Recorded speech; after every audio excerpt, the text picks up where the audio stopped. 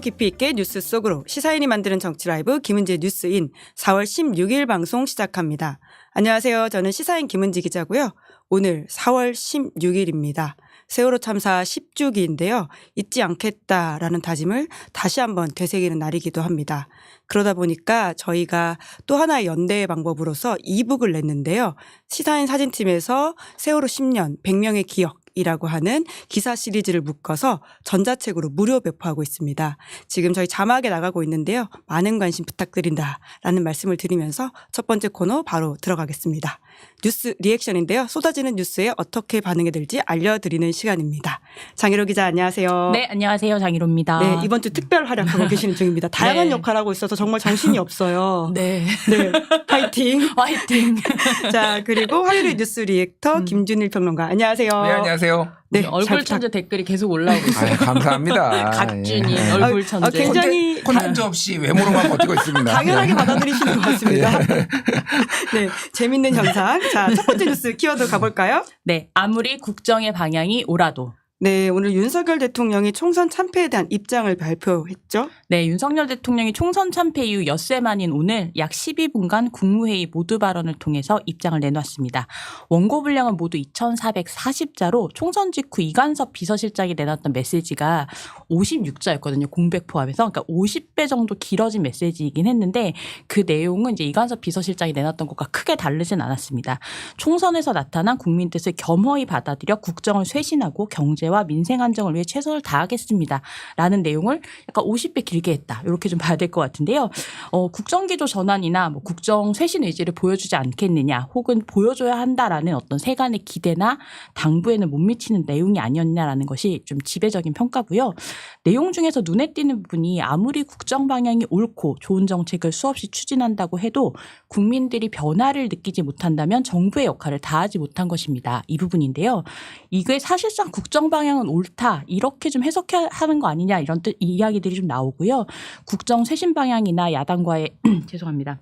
협치나 의정 갈등에 대한 해법에 대해서는 국회와 긴밀히 협력하겠다. 더 깊이 고민하고 합리적인 의견을 더 챙겨짓겠다 정도의 원론적인 발언에 그쳤습니다.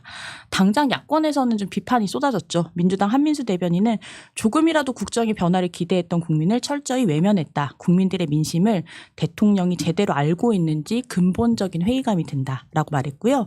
조국혁신당 김보엽 대변인은 예전에 탄핵당했던 어떤 대통령도 이 정도는 아니었다라고 했습니다. 아마도 박근혜 전 대통령을 얘기하는 것 같습니다.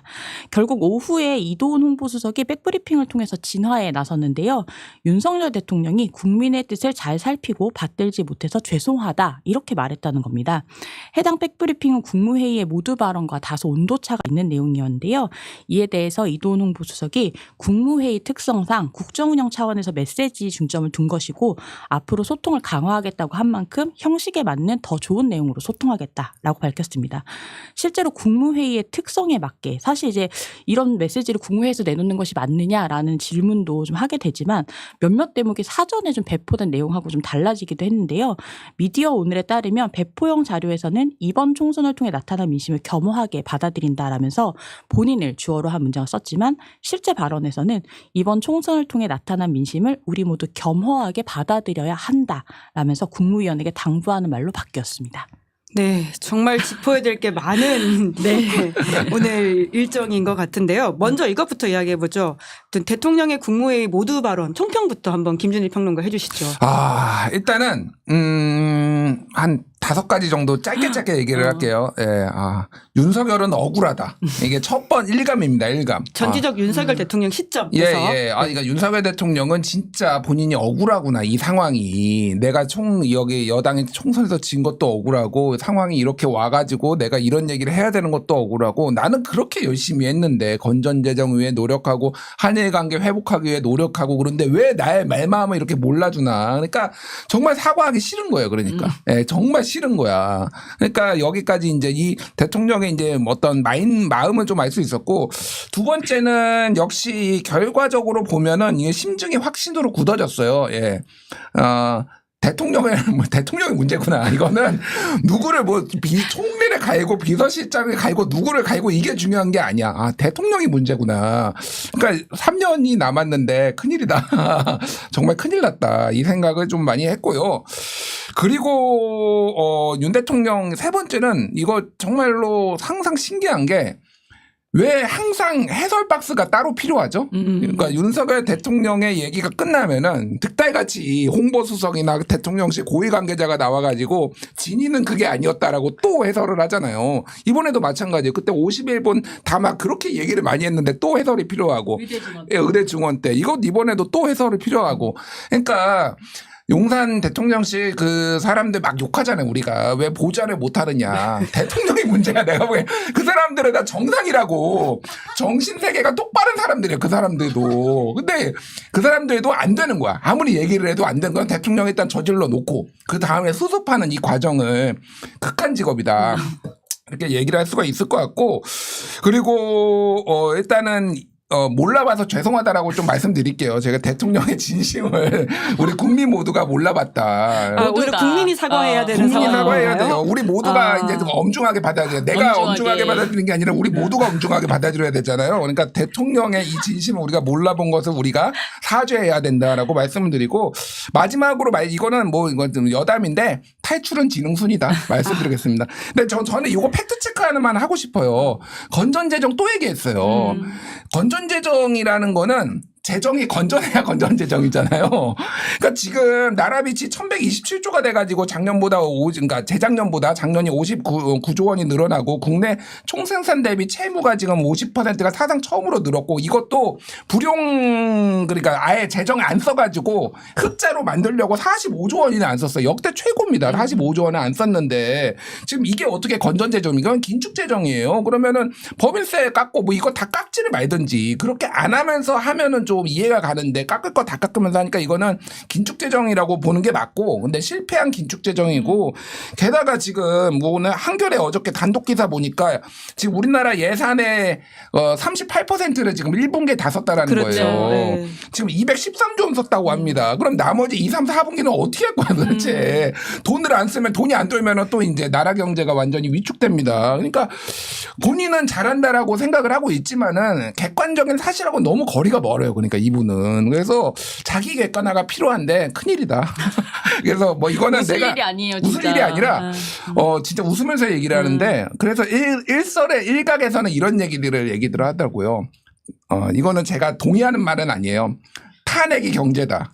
탄핵이 민생이다. 뭐 이런 얘기가 나와요, 진짜. 그러니까 나올 정도로. 부글부글한 민심에서는 진짜 그렇게까지 가야 된다. 아니 선거가 끝나면은 이제 우리가 전통적인 문법이 있잖아요. 이제 진 쪽에서 사과도 하고 대통령도 머리를 조아리고 그러면은 이제 뭐 수습이 돼가면서 그러는데 지금 이 유권자들 국민들도 아직도 다 반흥분 상태예요. 지금 마들에 날린 과다분비 상태. 이게 일상생활이 가능하겠습니까? 이 대통령 이것 때문에 정말 큰일 났습니다. 내가 엿새 만에 내놓은 어떤 메시지 자체가 그걸 또 충족시키지 못한 거죠.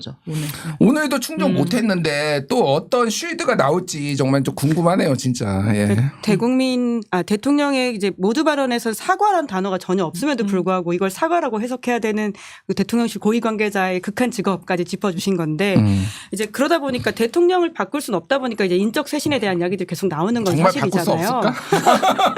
물어보는 거 그냥. 네. 자, 이제 그러다 보니까 이제 총리 비서실장 계속 바꿔야 된다라는 이야기 있는데요. 그 김준일 평론가 다른 방송에서 이제 하태경 의원 이야기하는 거 보긴 봤습니다만은 네. 하태경 의원은 그럼 생각이 있을까요? 아까 말씀하신 것처럼 탈출이 지능순이라면요.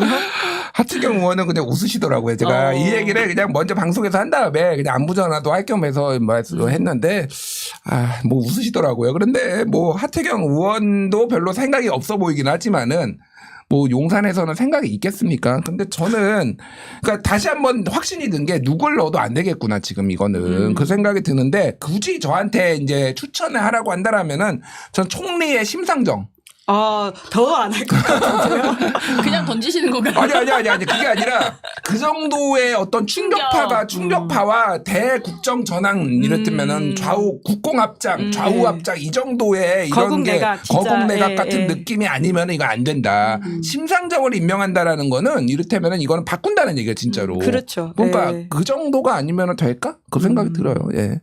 네, 김준일의 추천. 저 대통령실에서 이 방송을 꼭 봐야 될 텐데 대통령실이 아니라 이제 김준일 평론가 말했다면 대통령이 봐야 된다. 이 대통령이 방송. 바뀌어야 돼요. 네, 대통령이 예. 보셔야 된다라는 이야기를 하면서 두 번째 뉴스 키워드 넘어가 보죠. 네, 국민의힘 네 번째 비대위. 네, 오늘 국민의힘 당선자 총회가 열리기도 했습니다. 네, 국민의힘은 오늘 오전 총선 이후 당 차원의 첫 공식 일정으로 서울 국립현충원을 찾아서 참배하고 어제 사선 중진 간담회에 이어서 당선자 총회를 열어서 지도부 공백 수습 방안을 논의했습니다. 윤재욱 원내대표 및 당대표 권한대행은 내일은 당 상임고문 모임에서 4월 19일에는 낙선자 모임을 통해서 총선 패배 수습 및 당내 의견을 수렴할 예정인데요. 오늘 당선인 총회에서 실무형 비대위로 결론남에 따라서 국민의힘은 이제 윤석열 정부 출범 이후 주호영, 정진석, 한동훈에 이어서 네 번째 비대위를 구성하게 됐습니다. 윤 권한대행이 비대위원장을 맡아서 빠르면 6월, 늦어도 8월이면 전당대회를 개최할 수 있다는 전망도 나오는데요. 윤 권한대행은 비대위원직 원장직 수락에 대해서 조금 더 의견을 수렴해 보겠다 이렇게 이야기하기도 했습니다. 국민의힘은 새누리당 시절인 지난 2016년에도 4월 총선 패배 직후에 비대위 꾸려서 8월에 전당대회를 열었던 전례가 있고요. 지난 14년간 비대위만 12번 꾸렸다라고 하죠. 한편 국회 헌정의관 앞에는 오늘도 한동훈 위원장 명의의 화환이 계속 도착하고 있는데요. 한동훈 책임론을 앞장서서 외치고 있는 홍준표 대구시장은 본인의 페이스북에 조용히 본인에게 다가올 특검에 대처할 준비나 해라. 다시는 우리 당에 얼씬거리지 마라. 이런 내용들을 썼다가 지우기도 했습니다. 근데 또 썼는데 왜 지웠을까요? 그러니까 제가 지난번에도 한번 말씀드렸죠. 너무 투명해. 우리 준표 형님은 너무 투명하다. 근데 그러니까 이게 선이 있잖아요. 그러니까 이게 한 번은 뭐 그럴 수 있다고 봐. 그러니까 한동훈 비대위원장 뭐 저도 비판하고 그 선거 전략에 대해서 근데 계속 두 번, 세 번 하면 이게 본인한테 도움이 될까? 그러니까 좀 적당히 하시라 좀. 적당히 하시라 좀. 이렇게 그래서 삭제를 했나 봅니다. 네, 그래서 삭제를 한 거지. 그러니까 네. 히트앤런이라고 보통 얘기하죠. 치고 빠지기. 그런 거 하신 것 같고. 나는 뭐 14년간 12번 이제 비대위 얘기도 하는데 그러면 1년에 한 번씩 그렇죠, 뭐 거의. 대충 내잖아요. 지금 만 2년인데 지금 네 번째예요. 이 지금 여당이 얼마나 비정상적인지를 지금 알 수가 있는 거예요. 제가 그러니까 지도체제 얘기를 해볼게요. 자, 이준석, 권성동 권한대행, 주호영 비대위, 정진석 비대위, 김기현, 윤대욱 권한대행, 한동훈, 또 윤재욱 권한대행, 또 해서 뭐 지금 다시 무슨 비대위원장 얘기도 있죠. 아니 그러니까 비대위원장까지 가면 이제 9번째예요. 2년인데 이게 얼마나 비정상적입니까 이게. 그러니까 저는 뭐가 되든 좀 가라. 좀 길게 좀 가라. 이게 한 사람이 길게 가야지 뭐를 뭐 사고를 친 거 수습도 하고 그러는데 이거 너무 좀 조급하다. 좀 그런 말씀을 드릴게요. 이번에는 최소한 임기를 채우는 사람이 좀 왔으면 좋겠다 이런 생각이 듭니다. 예. 대권 주자가 될 경우에는 또 만약에 빨리 내려와야 될 수도 있다 이런 보도가 있긴 하던데요. 그렇게 따지면 좀 길게 당대표할 수 있는 사람 추천해 주시기엔 누가 좋을 것 같습니까? 아니 근데 아직 대선까지는 3년이나 남았기 네. 때문에 사실은 지금 임기를 못 채울 사람은 없어요. 뭐 사실 아무나 해도 돼요. 뭐 누가 뭐가 중요하겠습니까? 사실 저는 그냥 뭐 김재섭 얘기도 나오는데 김재섭 얘기를 당대표로 하는 건 그렇지만은 김재섭 비대위원장 정도는 괜찮겠다. 3개월 정도 하고 전당대회 룰도 좀 손보고 그리고 당원 뭐 이런 여러 가지 손볼 것들 좀 뭐 하고 이게 그냥 순수한 관리형보다는 약간의 그래도 뭔가 이제 변화의 조짐이 있다라는 어떤 시그널들은 좀 줘야 되지 않을까? 윤재옥 꿈도 희망도 없어. 윤재옥 비대위원장 솔직히. 그래서 조금 좀 답답해요 사실 하는 거 보면은. 네. 바뀐 얼굴로서 국민의힘에서 보여줄 수 있는 메시지는 그럼 좀 뭐라고 보세요? 아까 일단은 대통령 아까 탈출은 지능순이라고 얘기했잖아요. 그러니까 대통령하고 어떻게 차별화를 할 것인가예요. 저는 사실은 여당이 제일 중요하다고 생각해요. 그러니까 뭐 이게 뭐 레임덕 얘기를 하면서 뭐 하지만은 여당에서 딱 특검 하나만 그냥 통과시켜 버리면 전략적으로 통과시켜 버리면은 딱 각이 씁니다. 그러니까 대통령도 함부로 못해요 그렇게. 그래서 저는 그게 진짜 이거는 진지하게 말씀드리는 건데 최상병 특검이 됐든 김건희 특검이 됐든 여당에서 정말 신중하게 고민해 보시라. 이게 무조건 그냥 쉴드 친다고 될 일도 아니고 대통령은 하고 싶은 대로 자기 맘대로 하고 여당은 또 하수인처럼 또 이렇게 전락할 거예요. 그러니까 이거는 한번 각을 세워줘야 돼. 여당이 살아있다라는 거를 해줘야지 이게 뭔가 건강한 당정 관계도 되고 뭔가 이제 이 국민의힘도 그냥 미래가 있습니다. 지금 같아서는 그냥 그냥 같이 몰락하는 길로 지금 갈 수밖에 없어요. 제가 진짜 애국보수라고요. 진짜 얼마나 맨날 걱정하는데 고발 좀 그만하고 제발 진짜. 또 들어온 게 있나요? 아니요 아직 없어요. 아직이라도 아니, 그게 아니라 없어야죠. 고발을 좀 취하를 어떻게 안 되나 해서 이렇게 해보려고 그랬는데 누구랑 상의를 해야 될지 모르겠어. 좀 지도부 좀 안정 좀 시키라고 좀. 지도부가 없어서 상의할 대상이 상의할 없는 대상이 거군요. 없다고. 참 비대위에 비대위가 꾸려지는 상황이 된다면 또 김준일 평론가의 고발 취하도 열심히 조금 하시라는 말씀을 드리면서 세 번째 뉴스 키워드 가보죠. 네, 다시 한번 이재명. 네, 민주당도 오는 8월이 전당대회가 있습니다. 네, 이재명 대표가 8월 전당대회 또 나오는 거 아니야? 이런 얘기는 사실 총선 전부터 좀 있었던 얘기인데요. 총선 이후에 이른바 이제 당내 대권 주자로 꼽을 만한 사람, 뭐 이를테면 김부겸, 임종석, 이광재, 김두관 이런 이름들이 좀 있을 텐데 이분들이 다 이제 원외로 밀려나면서 이재명 8월 전당대회 설도 점점 좀 현실화되는 모양새입니다. 박지원 당선자, 전 국정원장이죠. 그리고 또 친명으로 분류되는 정성호 의원 등이 민주당 내에서도 이재명 대표 연임에 대해서 긍정적인 목소리들을 좀 내고 있는데요. 사실상 연임 분위기 조성에 나서는 것 아니냐 이런 해석도 좀 나옵니다.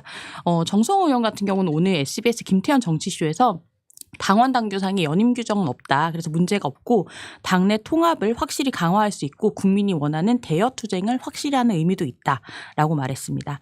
한편 이제 조국혁신당 같은 경우는 4월 15일 문재인 대통령 사저인 양산 평산마을과 김해 봉화마을을 연달아 찾으면서 친노 친문 정체성과 선명성을 부각했는데요. 문재인 전 대통령은 자부심을 가져라 이렇게 말하면서 조국혁신당 당선자들을 격려하기도 했습니다. 조국혁신당은 원내교섭단체 구성 문제로 좀 고심을 거듭하고 있습니다. 12석인 조국혁신당의 경우 민주당 협조 없이는 원내교섭단체 구성이 쉽지 않은 상황인데요. 국회법을 개정해서 현행 20석인 구성 요건을 낮추는 방안, 또 다른 하나는 이제 의원 꿔주기를 통해서 민주연합과 교섭단체를 구성하는 방안 이런 얘기들이 좀 있는데 이에 대해서 민주당이 어떤 선택을 할 것인가도 관전 포인트가 될 것 같습니다.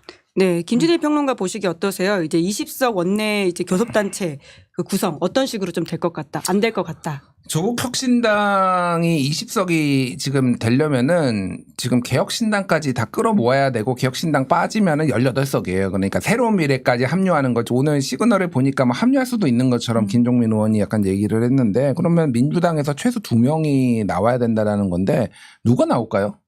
그러니까 이거 저는 의원 꿔주기는 솔직히 이거는 반대입니다. 그러니까 왜냐하면 이건 꼼수예요. 그냥 의원 꿔주기는 이제 DJP가 예전에 연합할 때 그때 자민연회 꿔주고 뭐 이런 일이 있었는데 그때도 욕 오질나게 먹었거든요. 그러니까 저는 그런 방식으로 하는 거는 또 이제 꼼수에 꼼수를 낳고 뭐 위성정당 만들면 또 위성정당 만들고 뭐 이런 식이라서 정치의 퇴행이라고 봅니다. 그래서 이거는 자연스럽게 지금이 안 되면은 나중에 다른 방식으로라도 조금 자강할 수 있는 방식이지 의원 꿔주는 거는 별로라고 생각을 하고 민주당도 사실은 조국혁신당을 굳이 원내교섭단체로 만드는 거를 달가워할까? 겉으로는 얘기 안 하지만은 일단 하나는 조국 대표가 대선 주자로서의 위상이 있는 거고 또 하나는 어쨌든 협상을 원내교섭단체끼리 하려면은 그냥 1대1이 편해요. 사실 뭐 이게 2대1로 만들어서 하면은 뭐 더 좋네 이런 얘기 하지만은 실제 속내는 그렇지 않습니다. 피곤해 합니다. 그러니까 한 정당이라도 더 원내교섭단체 들어오면 피곤해요. 그러니까 그냥. 이해 당사자가 적은 게 좋다. 적은 게 좋아요. 라는 게 속내일 것이다. 어차피 의원 수는 많기 때문에 뭐 간사끼리 합의를 하더라도 압도적으로 그냥 다 상임위에서 통과시켜버리면 되는데 이거를 복잡하게 막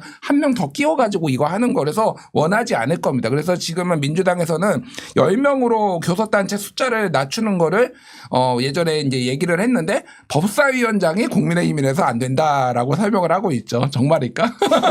개혁신당의 선택은 어떻게 될 거라고 보세요? 여튼 원내교섭정당 과거에도 평화와 정의의 의원 모임이라고 해서 색깔이 달랐지만 손을 잡기도 했었잖아요. 개혁신당도 사실 원내교섭정당이 되는 게 중요하지 않을까 싶긴 한데. 안 가요. 안 가나요? 안 갑니다. 제가 뭐 물어보자. 아니야 취재 안 했는데요. 네. 지금 취재해 볼게요. 근데 안 갈 겁니다. 왜 안 가냐면은 조국혁신당하고 굳이 여기에서 만약에 원내교섭단체를 만들면은 주도권은 조국혁신당이 쥐고 있어요. 근데 예를 들면 이거 당장 한동훈 특검 얘기를 했을 때 이준석 대표가 우리는 한동훈 특검 반대한다고 그랬어요. 처음 첫 단추부터 이미 이게 안 맞는데 앞으로 생각보다 삐그덕될 일이 생각보다 많을 거예요. 그러니까 그런 식으로 보면 그래서 굳이 발을 담글 이유는 없고 일단은 자강론 쪽에 제가 알기로는 자강론 쪽에 지금 초점을 맞추고 있기 때문에 좀 진보 진영 쪽에서 가서 좀 찾아야 되지 않을까 그렇게 보여집니다. 본인들 범야권으로 분류하기도 하던데 음. 이런 경우에는 또 경우에 따라서는 같이 하고 안 하고 이렇게 개혁신당이 행보할 거라고 보시는 거예요? 그렇죠. 예. 그래서 원내교섭 단체를 만드는 거는 좀 다른 것 같아요. 그러니까 범야권은 당연한 거고 연정이 아니면은 다 야권이에요. 그건 너무 자연스러운 겁니다. 사실은 그거는 국힘의 희망상이거죠. 뭐 여권으로 이렇게 묶으려고 하는 거는 야권인데 뭐 이제 탄핵이 아니라 임기 단축 얘기하고 있잖아요. 본인들만의 메시지로 계속 차별화를 하려고 할 거고 좀 다른 방식이 좀 나오지 않을까 그렇게 봅니다. 네. 개혁신당의 선택도 주목되는데 김준일 평론가는 이렇게 내다봤습니다. 자, 계속해서 저희가 체크하도록 하고요. 오늘 4월 16일 뉴스 리액션 여기까지 하겠습니다. 수고하셨습니다. 네, 감사합니다. 고맙습니다. 네, 잠시 후 박성태, 장성철 두 사람과 함께하는 여의도 박장대소 이어집니다. 기다리시면서 구독, 좋아요, 알림 설정 부탁드릴게요. 믿을 수 있다. 더 착한 보험. 우리 가족